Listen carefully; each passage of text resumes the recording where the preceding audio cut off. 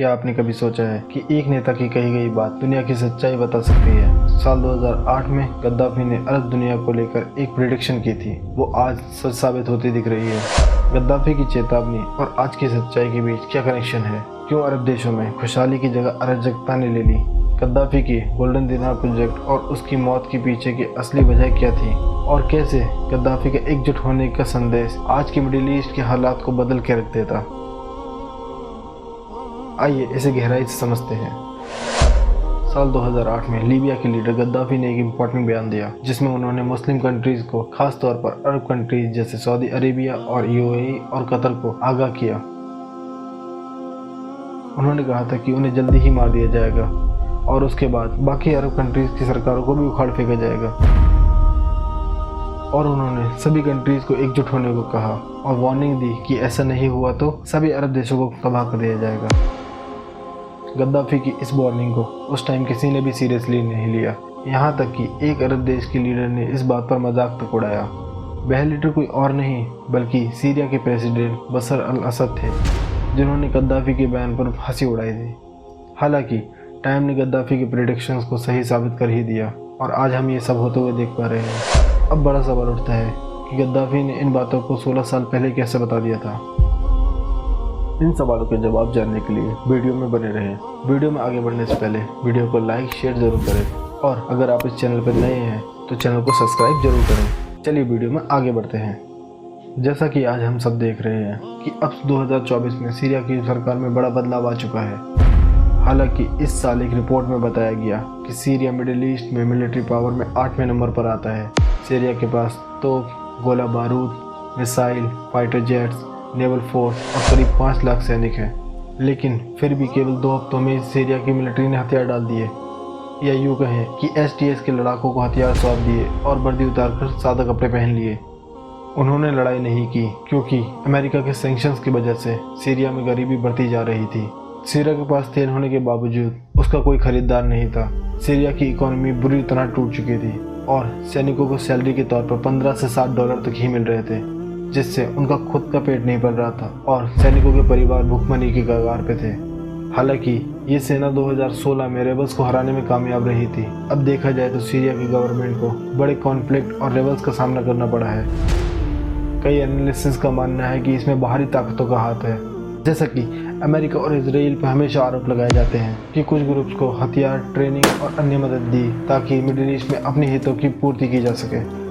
अब गद्दाफी के अकॉर्डिंग आज की सिचुएशन देखें तो अरब कंट्रीज इकोनॉमिक क्राइसिस का सामना कर रही हैं। सीरिया के अलावा इराक, लीबिया, मिस्र और तुर्की भी इकोनॉमिकल और पॉलिटिकल इंस्टेबिलिटी का शिकार है। इजराइल ने सीरिया के गोलन हाइट्स पर कब्जा कर लिया है और कई कंट्रीज का इंटरनल सिस्टम तबाह हो चुका है। गद्दाफी की वार्निंग आज के दौर में सही साबित हो रही है। चलिए अब गद्दाफी की बात करें तो गद्दाफी की लीडरशिप में लीबिया अरब कंट्रीज में से सबसे खुशहाल देश था, जिसके कार्यकाल के दौरान free education, free health services और फ्री इलेक्ट्रिसिटी जैसी फैसिलिटीज मिलती थी। पेट्रोल के दाम इतने कम थे कि पानी से भी सस्ता। गद्दाफी का मानना था कि जनता की सेवा करने वाले लीडर्स को बाहरी ताकतों की फंडिंग से दूर रहना चाहिए। गद्दाफी के टाइम लीबिया में एजुकेशन परसेंटेज 10% से बढ़कर 88% हो गई थी। उनकी लीडरशिप में देश की इकोनॉमी मजबूत हुई और लीबिया के नागरिकों को तेल का इनकम का हिस्सा उनके अकाउंट में मिला। गद्दाफी की इकोनॉमी पॉलिसीज की वजह से लीबिया ने कभी बाहरी कर्ज नहीं लिया। लेकिन गद्दाफी का गोल्डन दिनार प्रोजेक्ट की सबसे इम्पोर्टेंट प्लान में से एक था। अब ये गोल्डन दिनार क्या है? गोल्डन दिनार एक ऐसी करेंसी है जिसने इस्लामिक दुनिया की इकोनॉमी को बदल कर रख दिया।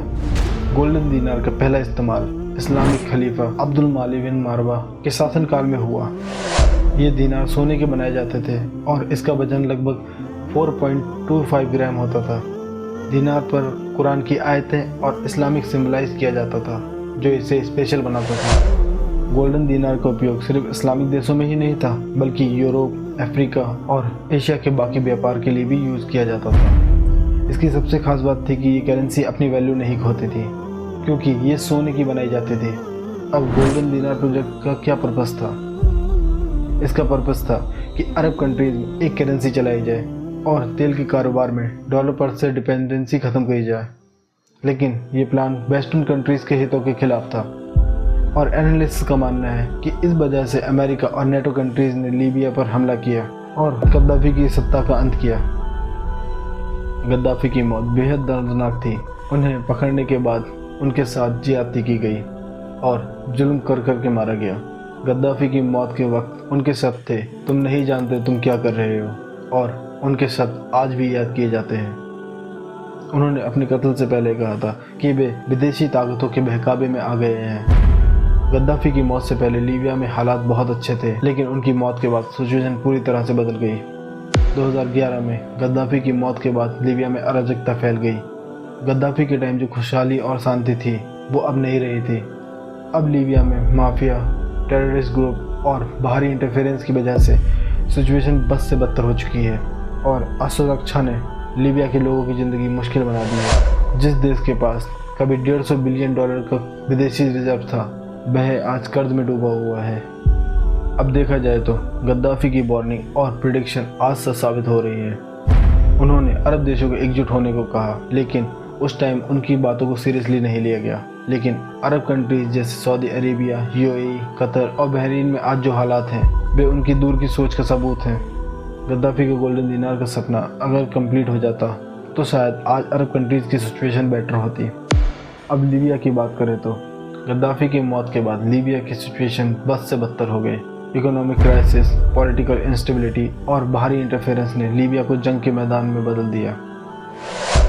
गद्दाफी की मौत के साथ ही लीबिया की इकोनॉमिकल और सामाजिक सिस्टम तबाह हो गया। इससे हमें ये सबक मिलता है कि किसी भी लीडर की दूरअंदेशी और उसकी वार्निंग को नज़रअंदाज करना कभी कभी तबाही की वजह बन सकता है।